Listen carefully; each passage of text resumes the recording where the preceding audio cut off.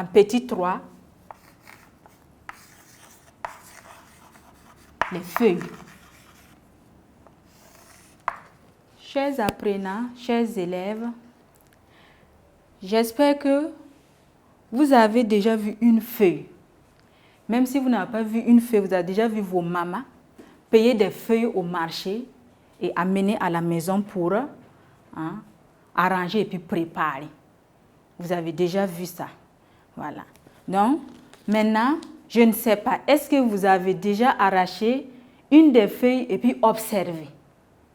Si vous ne l'avez pas observé, alors, ici, je vais vous noter quelque chose que, après ce cours-là, vous, quand la maman envoie les feuilles à la maison, vous devez être capable d'arracher une feuille et de l'observer d'abord et d'identifier les différentes parties qui se trouvent sur la feuille.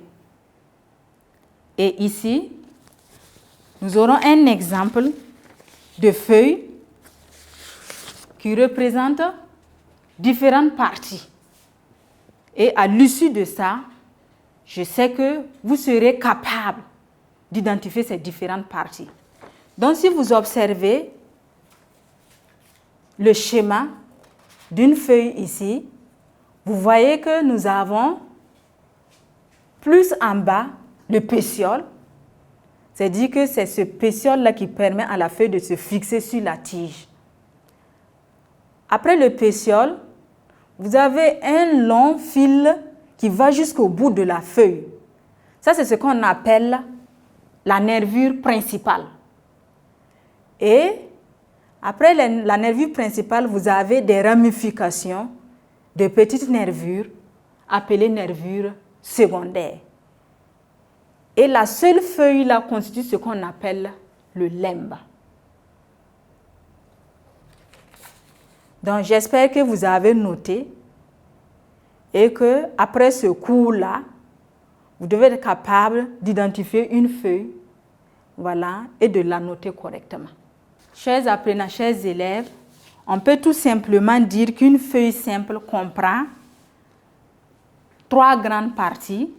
Il s'agit plus précisément du pétiole, de la nervure principale et des nervures secondaires. Donc, on peut noter qu'une feuille simple comprend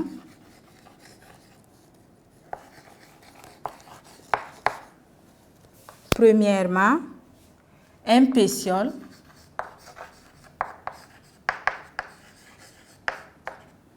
deuxièmement une nervure principale,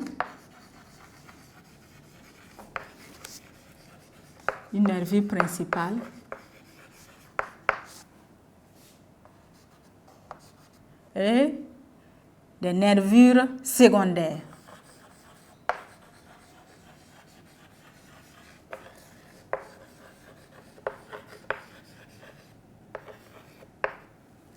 Donc, nous avons mis pluriel au niveau des nervures secondaires parce que nous n'avons pas une seule nervure secondaire.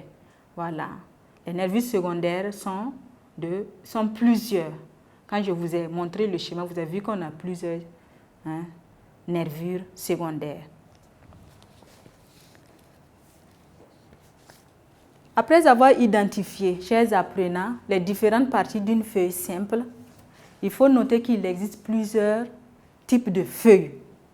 Non seulement selon le limbe lui-même, mais aussi selon la disposition même de la feuille sur la tige. Quand nous prenons, par exemple, selon le limbe, nous pouvons avoir des feuilles simples et des feuilles composées. Et selon la disposition des feuilles sur la tige, nous pouvons avoir des feuilles alternes, des feuilles opposées et des feuilles verticilles. Chers apprenants, on peut résumer cette partie en disant qu'il existe plusieurs catégories de feuilles. Et premièrement, selon le limbe, nous allons donner les deux catégories et selon la disposition, nous allons donner les 3 catégories citées. Donc, notons qu'il existe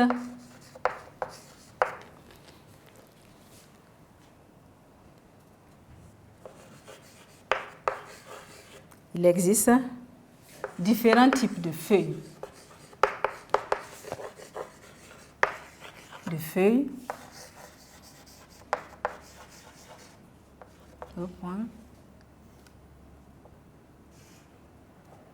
Première flèche, on peut mettre selon le limbe.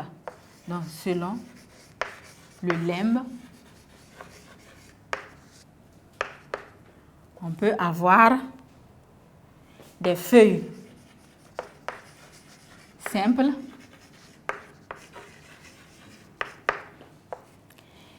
et des feuilles composées.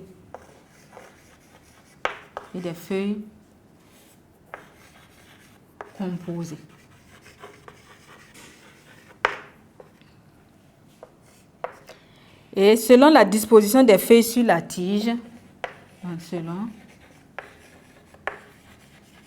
la disposition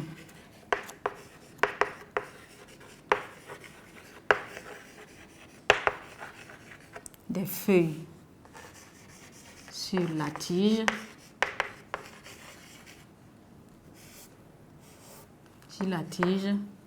on a les feuilles alternes, nous avons des feuilles opposées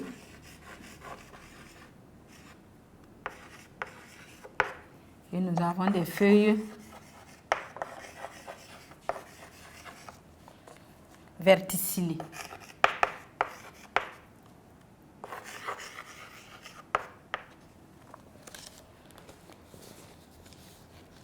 Donc, chers apprenants, comme résumé de cette partie, il faut noter que une feuille simple comprend 3 parties.